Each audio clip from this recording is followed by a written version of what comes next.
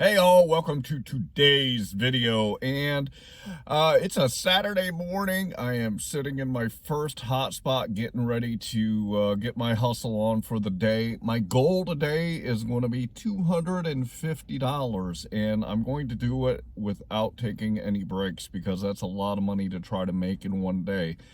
So I'm going to do a quick video for you guys. Got a couple of things that I want to talk about before I get out there and get my hustle on. And today I want to talk to you about a few things that you should and should not do while you're out there. And yes, this is DoorDash app video. However, it also applies to Uber Eats and GrubHub. So today I want to talk to you about a few different things that you should avoid doing and a couple of things that you should do to make sure that you're making the most money while you're out there, getting that $25 to $30 an hour that I always talk about.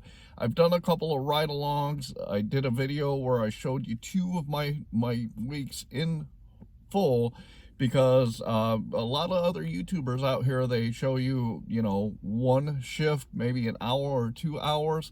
I want to show you that you can do it for the long haul. I want to show you that you can do it for a whole week and not just have those, lucky hours or a couple hours that you get really good orders and everything kind of falls into place for you.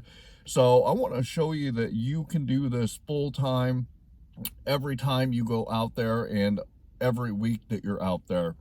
So I would like to ask you to subscribe to my channel. I would also ask you to like this video so it can get in front of more people. And finally, if you know anyone that can use this help, feel free to share my videos with other people that you know that are out there trying to get their hustle on with these food delivery apps so that they can get the education that they want to get, so they can get the money that they deserve too. So sit back and enjoy today's video, and I'm going to get into the topic with you. The first thing I want to tell you to do is stop taking food without putting it in a hot bag. I don't care if it's only a 5-minute delivery going a mile away. Put that food into a hot bag. One of the biggest things that'll crush your tips is if you take cold food to a customer. You don't know how long that food's been sitting there waiting for you to pick it up at the restaurant. It could have been sitting there 10 minutes. It could have been sitting there 20 minutes. You don't know how long it is since they actually had the order prepared. Sometimes you do, but most of the time you don't. So make sure that you're getting out there, and when you pick up that food, I don't care if it's a short delivery, short time, put that food into a hot bag.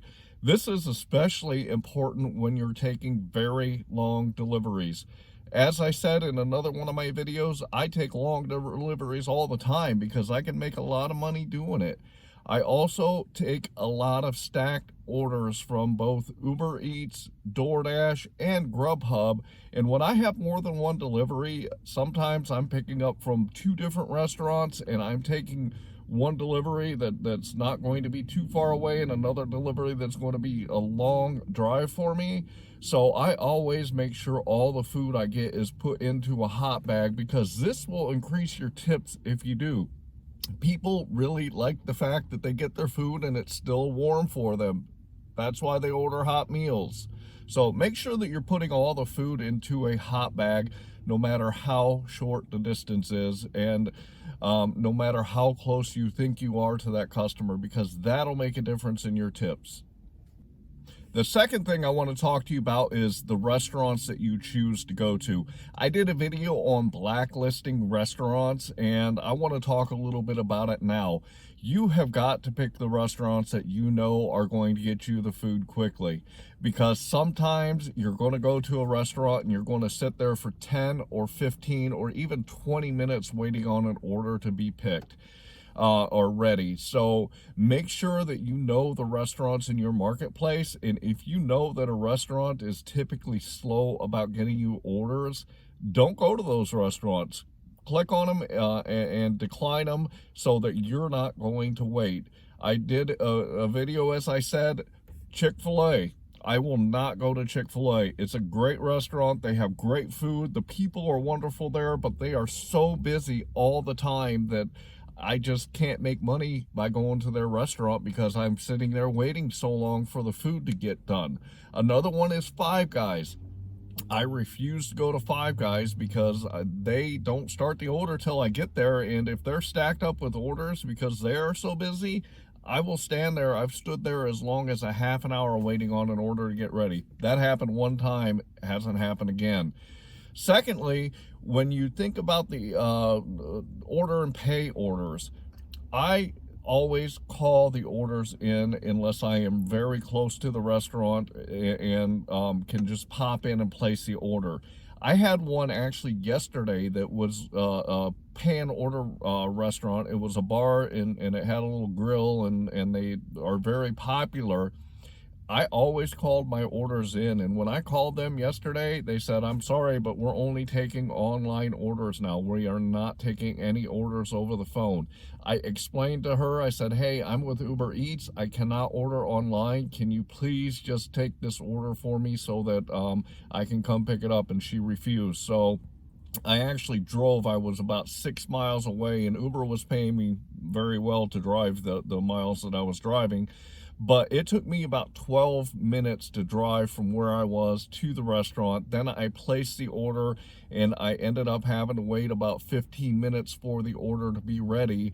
So I ended up wasting a whole bunch of time because they wouldn't let me call in and place the order over the phone. So guess what? That restaurant is now blacklisted for me. I will not accept another order from Uber Eats for that restaurant unless they are paying me a hell of a bunch of money and I can go to the restaurant, place the order, and pick up some other orders on GrubHub or DoorDash while I'm waiting on it. But make sure that you know what restaurants you don't go to, because you're going to waste a lot of time and you're going to not make the dollars that you want if you go to restaurants that are a waste of your time. The third thing I want to talk to you about is when you're actually doing the drop-off. You pick up the order, you drive to the customer's house or business, whatever, and you get there and the customer is nowhere to be found. I don't understand why people order food on these apps and then they are not available to the delivery driver when the driver gets there. They know the food is coming, they know you're on your way, they know that you are going to be there, so I don't understand why customers sometimes are not available when you get there to drop off their orders. However, it does happen. I had one just a couple of weeks ago. It was to an apartment building, and I could not get into the apartment building because you had to have a key fob to open the door, and I ended up trying to get a hold of the customer and wasn't able to. So what do you do in this situation?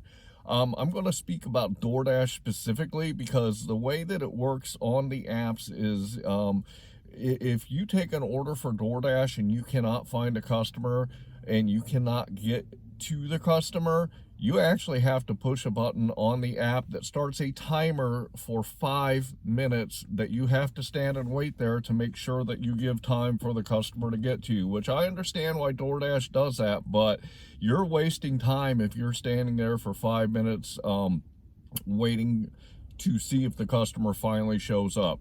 Here's what you can do. If you get to the drop-off and you cannot get a hold of the customer, immediately hit that button to start that timer.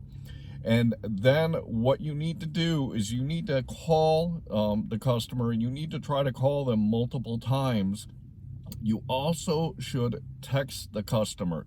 So when you hit that button for the 5-minute timer, call the customer, text the customer.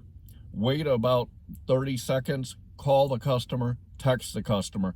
And why you do this is you want to show DoorDash that you made a concerted effort to try to get a hold of that customer to get their delivery to them.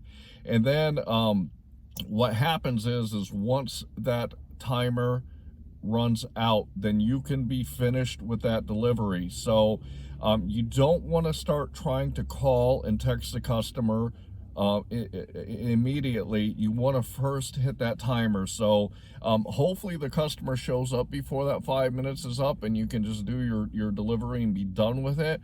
But if the customer is not to be found and not available, Start that timer as soon as you know that you can't get in touch with them, and then start the process of making phone calls and text messages to them. So you're only going to be wasting 5 minutes, and you're not going to be trying to call and text them and saying, oh, I really can't get a hold of them, now I start my timer, and you've wasted 10 minutes instead. So make sure if a customer is not available that you hit that button to start the countdown of that 5 minutes immediately, and then start taking the time to try to call and text them, so you're not wasting your time while you're out there.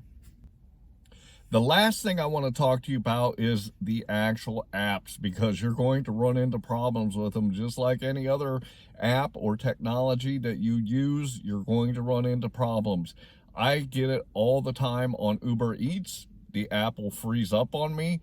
I get it all the time on DoorDash. The app will freeze up on me, and I also sometimes get it on GrubHub. So what do you do when you're in the middle of the delivery and, oh my God, the app freezes up, I can't do anything, and it's locked? The answer is quite simple. When I run into this situation, all I do is I literally shut the apps off, and I reboot my phone. I soft restart it so it completely wipes the slate inside of my phone, and then I turn the apps back on. Because what can happen when it freezes is you're not going to be able to do anything on that app, even though you're in the middle of a delivery. However, if you restart your phone and you open the apps back up, it will actually load you back up on the actual delivery, so you can continue to do whatever it is that you need to do. Uber Eats is notorious when I am trying to text the customer. It is notorious for freezing the app sometimes. And all I do is I simply soft restart my phone, put the app back on, and then I can continue with my delivery. And it doesn't take a whole lot of time, and you're not going to lose where you are. DoorDash, that app freezes, and you have problems with that sometimes. Simply do that. Just shut all your apps off, reboot your phone, turn the apps back on, and it'll bring you right back to where you are, even though the app was shut off. So don't be afraid to soft restart your phone and open the apps back up so that you can continue on what you're doing when you have app problems. So the 4 things I went over today was, number 1, the hot bag. Gotta use it. It's very, very, very important. The second thing I went over was restaurants. If you have a restaurant that you want to blacklist, just blacklist it and decline those orders when you see them come in.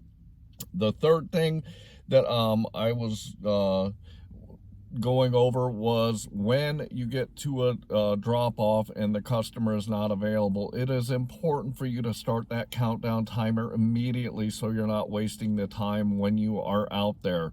And then the final thing is when you have app issues, make sure that you do a soft restart on your phone and open the apps back up, and it'll bring you right back to where you were, and you can continue on with that delivery and doing what you're doing. So I hope you found these 4 things useful. They are very important, all 4 of them, when you're out there. And I would like to ask you to subscribe to my channel. I would also ask you to like this video so the video can get in front of more people. Also, if you know anyone at all that can use this information to help them while they're out there doing food delivery, feel free to share it with them. I hope that you are out there getting the money that you and your family deserve. And with that, I'm going to say thanks.